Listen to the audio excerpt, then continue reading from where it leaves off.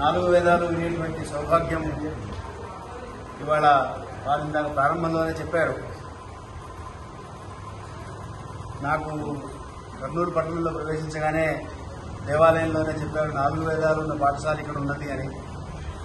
చాలా పాఠశాలలు ఉన్నాయి, చాలా చోట్ల ఋగ్వేదం చెప్తే యజుర్వేదం చెప్పరు, యజుర్వేదం చెప్తే సామవేదం ఉండదు, సామవేదం ఉంటే అధర్వణ వేదం ఉండదు. ఈ 4 ఉంటే స్మార్థం ఉండదు. ఇవన్నీ కలిపి అంటే సర్వాంగంగా విష్ణువుకి ఎలా అయితే చతుర్భుజములు ఉన్నాయో, బ్రహ్మగారు ఎలా అయితే చతుర్ముఖంగా ఉన్నారో, అలా ఇక్కడ ఈ వేద పాఠశాలను చూసి ఇందులో అడుగుపెట్టడమే మా అందరి అదృష్టం.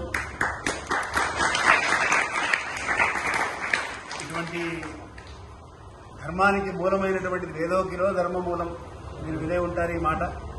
మూలమైనటువంటిది వేదాన్ని నిలుపుతున్నటువంటి పెద్దలందరికీ కూడా సాంజలిబద్ధ ప్రణామాలు సమర్పిస్తూ